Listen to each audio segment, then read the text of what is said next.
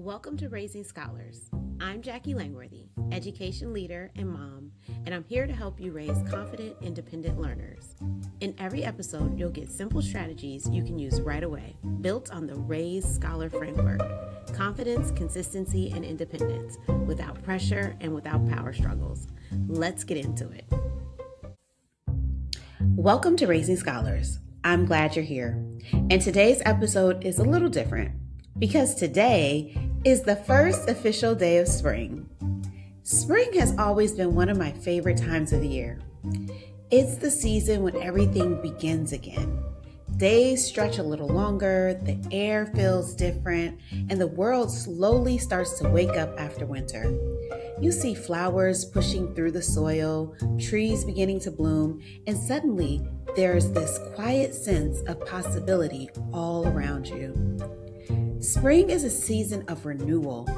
It's when we clean out closets, open the windows, and make space for fresh energy in our homes.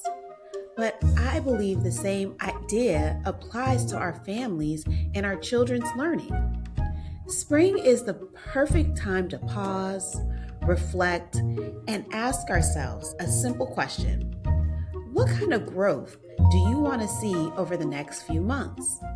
That's why today, on the very first day of spring, I'm inviting you to join something special. The Raising Scholars Spring Family Challenge. This challenge begins today. It's not about pressure, it's not about perfection, and it's definitely not about adding one more thing to your already busy life. Instead, it's about choosing one small action that helps your child grow and committing to it consistently this spring. Because progress doesn't happen all at once. It happens through small steps, repeated over time. And when families move forward together, something powerful happens. Now let's talk about why spring is actually such an important time for learning progress. A lot of families think of spring as the time when the school year is winding down, but in truth, spring is one of the most important learning windows of the entire year. By March and April, students have already built months of academic foundation, but they still have several months left to strengthen those skills before summer arrives. And we all know what can happen during the summer months. Without consistent practice, many students lose ground. Reading slows down, math facts begin to fade, and confidence can dip. But here's the good news. When families build simple routines now, those routines often carry naturally into the summer months. And that means your child walks into the next school year stronger, more confident, and ready to grow. Another reason spring matters is because life gets busy very quickly.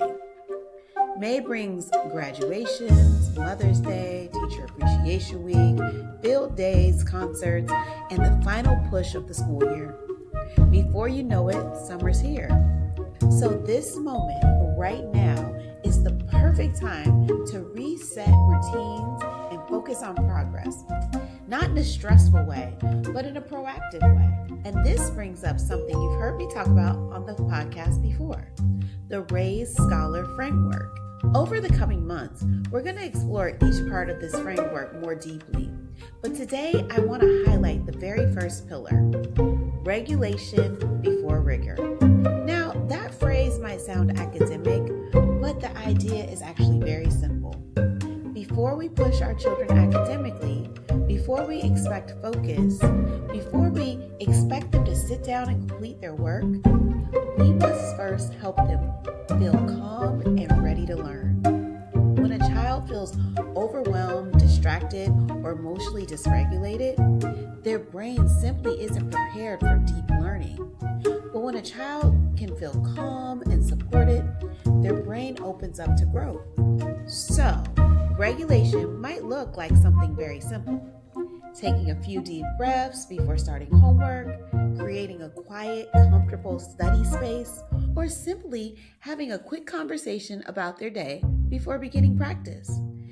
These small moments of calm create the foundation for everything else and leads us to something incredibly important: routines. Many parents tell me, my child just won't focus, but often the issue isn't focus, it's structure. Children thrive when they know what to expect. When learning happens at the same time each day in the same space with the same small rituals, it becomes a part of their rhythm, not something they resist. So if you're thinking about building a routine this spring, here are a few simple ideas that work beautifully for families. First, create a dedicated learning space. It doesn't have to be fancy. It could be a corner of the kitchen table or a small desk in the living room, but make it feel inviting. Add something fresh for the season, maybe a bright folder or a new pencil cup or even a small plant. Second, choose a consistent time. Maybe it's right after school, after their snack time, or maybe it's before dinner. But consistency helps children transition mentally into learning mode. Third, start with a short regulation ritual. Before beginning work, pause together. Take a deep breath, stretch, or simply ask your child one question about their day. This creates a calm transition from playtime into learning time. And finally, keep it short and manageable, especially for younger children. Even 10 to 15 minutes of focused practice can create powerful results. The goal isn't long study sessions, the goal is consistency. And that brings us to the heart of today's episode, the Spring Family Challenge. Starting today, the first day of spring, I want every Raising Scholars family to choose one learning goal for this season. Just one. Not 5, not 10, only one. A simple goal that feels doable and meaningful for your child. Maybe your child works on mastering one new skill. Maybe your family commits to reading together every evening. Maybe your child practices math facts for 5 minutes a day. Or maybe you focus on building a calm, consistent study routine. You can create a fun spring-themed chart where your child tracks their progress. Kids love seeing their growth visually. And that simple act of tracking progress can be incredibly motivating. Remember, the goal here is not to overhaul your life, it is to plant a seed. Something small and steady that will grow over time.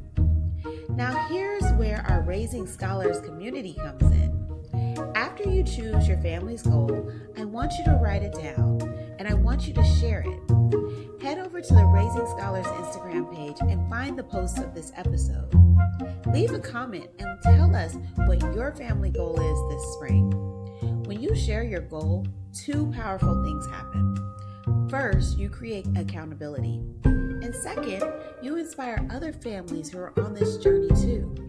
You might even invite a friend to join the challenge with you, because Raising Scholars is so much easier when we do it together.